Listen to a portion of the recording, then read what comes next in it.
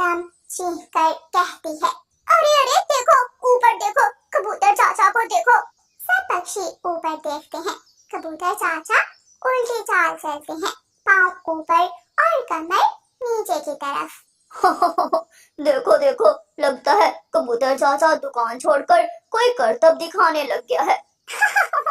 कबूतर चाचा, तुमने क्या सच में करतब दिखाने का काम शुरू कर दिया है? सब पक्षी पेड़ के नीचे बैठे मौसम का आनंद ले रहे थे कि अचानक गोरी की आवाज ने सबको चौंका दिया। अरे, ये कबूतर चाचा को क्या हुआ?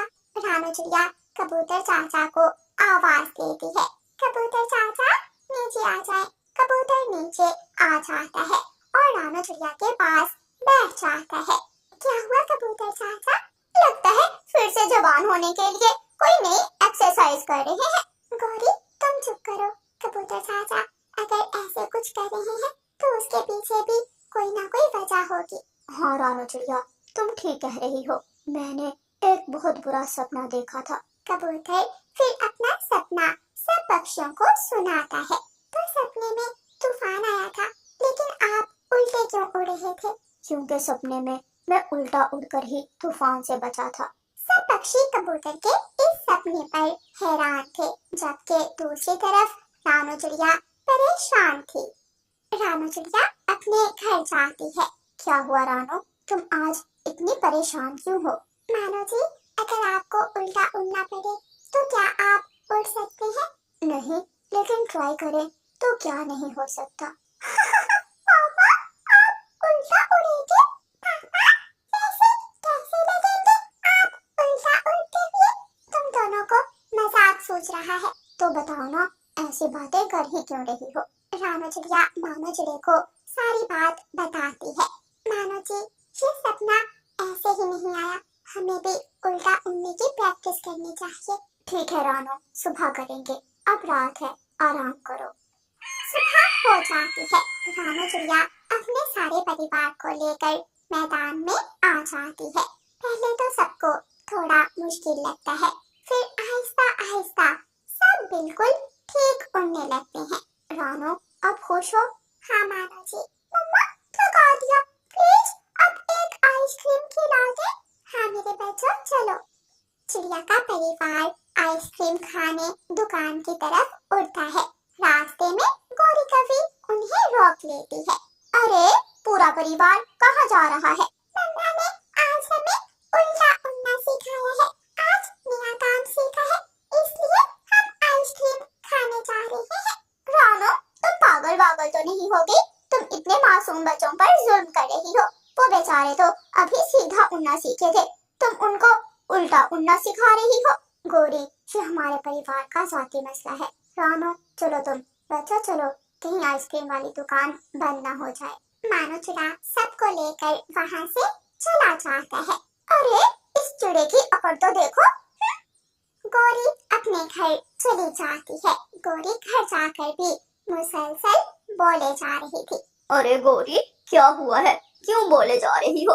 कालू जी, ये मानो चिड़ा आजकल और ही हवा में है। क्यों, क्या हुआ गौरी? फिर गौरी सारी बात कालू कव्वे को बताती है। तो तुम ना मशवरे दिया करो हर एक को। मानो ने यही कहा है कि उनका जाती मसला है। हाँ हाँ, तुम भी उनकी साइड दो। गौरी, अगर रानो अपने पूरे परिवार के साथ उल्टा उड़ने की प्रैक्टिस कर रही है तो हम क्यों पीछे रहे? कालू, उनका तो दिमाग चल गया है। तुमने उल्टा उड़ना है तो उड़ो, मैं अभी ठीक हूँ। हाँ, ठीक कह रही हो तुम। रानू चिड़िया हर रोज उल्टा उड़ने की प्रैक्टिस करती। रानू चिड़िया के देखा देखी मिठू तोता और कबूतर भी अपने घर वालों के साथ उल्टा उड़ने की प्रैक्टिस करते। सब पक्षी उनका मजाक उड़ाते, लेकिन वो सब अपनी उड़ान में मगन रहते। मम्मा, और कितने दिन ऐसे उड़ना है? क्यों बेटी, आप थक गई हो क्या? नहीं मम्मा, मुझे तो बहुत मजा आता है। तो ठीक है बेटी, जब तक हम तूफान से निकल नहीं जाते ऐसे ही प्रैक्टिस करेंगे। मम्मा, क्या सच में तूफान आएगा? ऊपर वाला जानता है, लेकिन हमें अपनी तैयारी पूरी रखनी चाहिए। एक रात सब पक्षी अपने घोंसलों में सो रहे थे कि एकदम तेज हवा चलती है और देखते ही देखते वो तेज हवा तूफान का रूप ले लेती है। लगता है कबूतर का सपना सच हो गया। चलो बच्चों जल्दी करो, इससे पहले तूफान हमारा घर तोड़ दे। हमें किसी बड़े पेड़ पर पनाह लेनी होगी। पेड़ पर जाएंगे कैसे? गुड़िया बेटी उल्टा उठकर, वाह मम्मा, इतने दिनों से जो प्रैक्टिस चल रही थी आज उसका समय आ गया है। फिर सब पक्षी उल्टा उठकर पेड़ की तरफ जाते हैं और जो पक्षी सीधा उठकर जाने की कोशिश कर रहे थे वो तूफान के साथ ही जा रहे थे। आखिर एक पेड़ पर कबूतर मिठू और रानू चिड़िया के परिवार सुकून से बैठे हुए थे। कबूतर चाचा, अगर उस दिन आप ना बताते तो शायद आज हम भी उन बाकी पक्षियों की तरह तूफान के साथ ही बह जाते।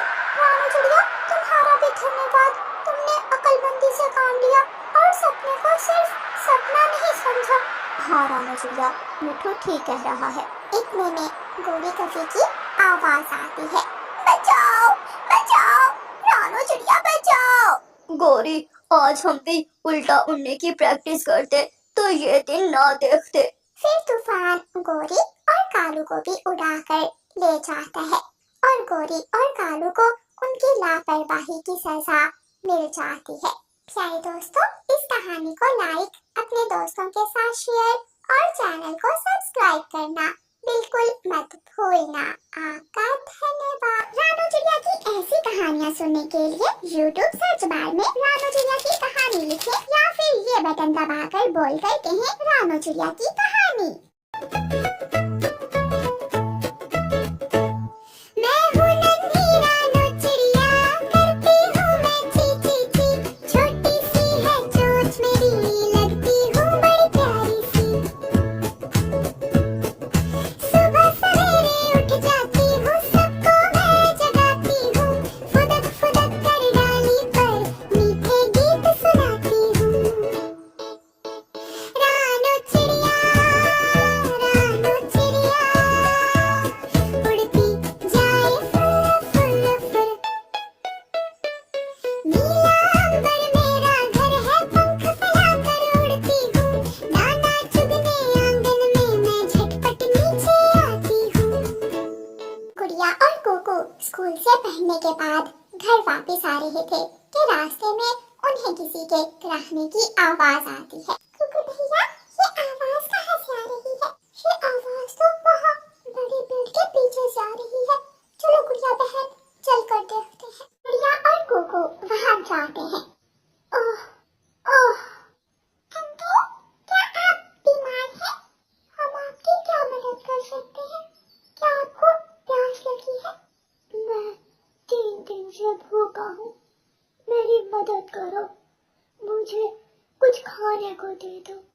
हमारे पास कुछ ज्यादा तो नहीं है, ये कुछ पैसे हैं जो मैंने जमा किए थे। आप इन पैसों से खाना खा लें, ये मेरी पॉकेट मनी है। गुड़िया और कोको अपने अपने पैसे साधु पक्षी को दे देते हैं। तुम दोनों बहुत नेक दिल बच्चे हो, मैं तुम दोनों की ही तलाश में था। मेरे पास तुम दोनों के लिए कुछ है। हमारी तलाश? मैं कहीं? हाँ, नेक दिल, अच्छे बच्चों की तलाश। ये लो, ये पेंसिल। गुड़िया और कोको पेंसिल ले लेते हैं। वो बहुत गौर से उस पेंसिल को देख रहे थे। ये कोई आम पेंसिल नहीं है, ये जादुई पेंसिल है।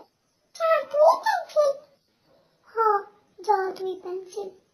तुम जो चाहो इस पेंसिल से बनाओ, वो चीज हकीकत में बन जाएगी।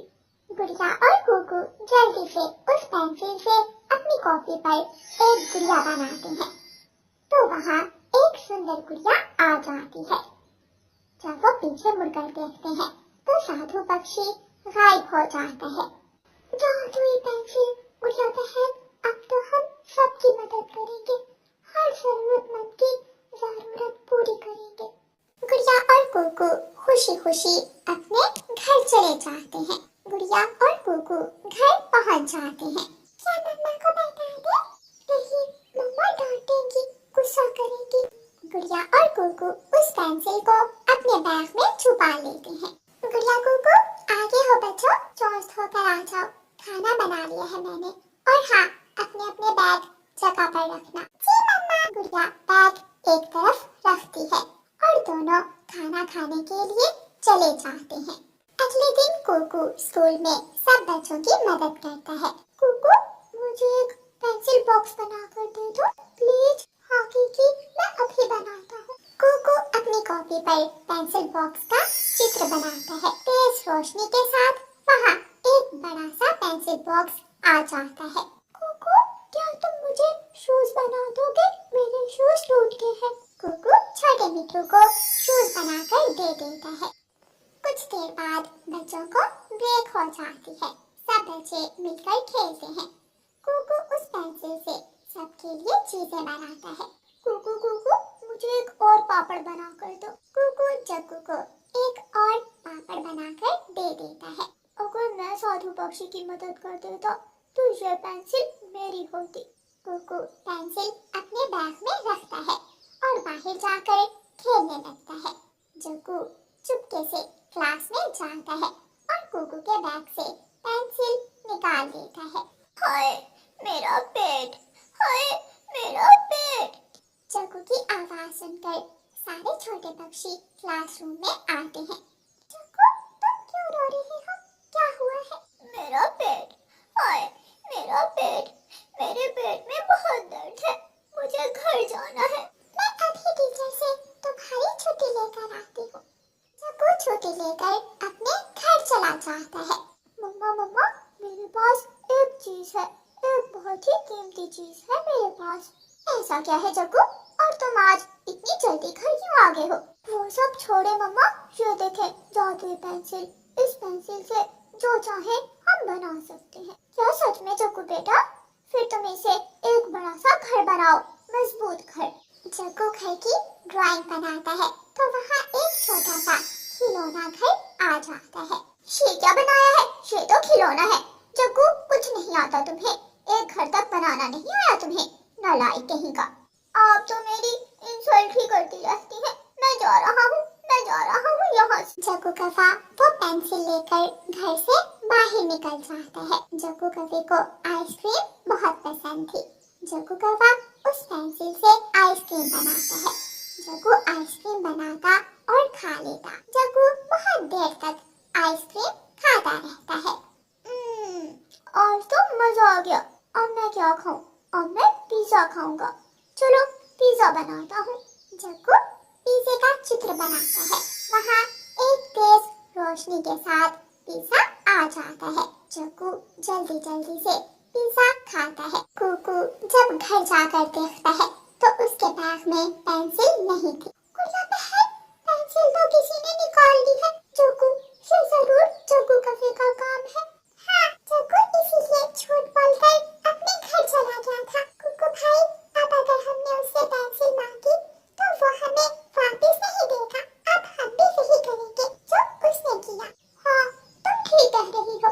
अगले दिन जब सब बच्चे बाहर खेलने के लिए आते हैं तो कुकू चुपके से क्लास में जाता है और जग्गू के बैग से पेंसिल निकाल लेता है। कुकू वहीं बैठकर वैसे ही पेंसिल ड्रॉ करता है और जग्गू के बैग में डाल देता है। आज मैं सबको ट्रीट दूंगा, बताओ क्या खाओगे? कुकू को हंसी आ रही थी। जग्गू यार, मुझे पिज्जा खिला दो।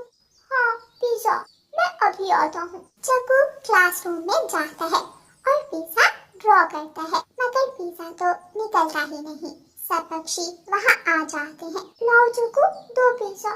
वो मैं? तुमने मेरी पेंसिल चोरी की, तुम्हें शर्म आनी चाहिए। आज के बाद कोई भी जग्गू से बात नहीं करेगा। मगर कुकू, वो सब वहाँ से चले जाते हैं। कुकू सबको पिज्जा बना कर देता है। वो सब दोस्त पिज्जा खाते हैं। जग्गू भी दूर बैठकर उन्हें देखने लगता है। कुकू, जग्गू को माफ कर दो, वो शर्मिंदा है। कुकू गुड़िया, मुझे माफ कर दो, मैंने गलत किया, सॉरी। मैं आइंदा ऐसा नहीं करूँगा, प्लीज मुझे माफ कर दो। वो सब जग्गू को माफ कर देते हैं। प्यारे दोस्तों, इस कहानी को लाइक, अपने दोस्तों के साथ शेयर और चैनल को सब्सक्राइब करना बिल्कुल मत भूलना। आपका धन्यवाद।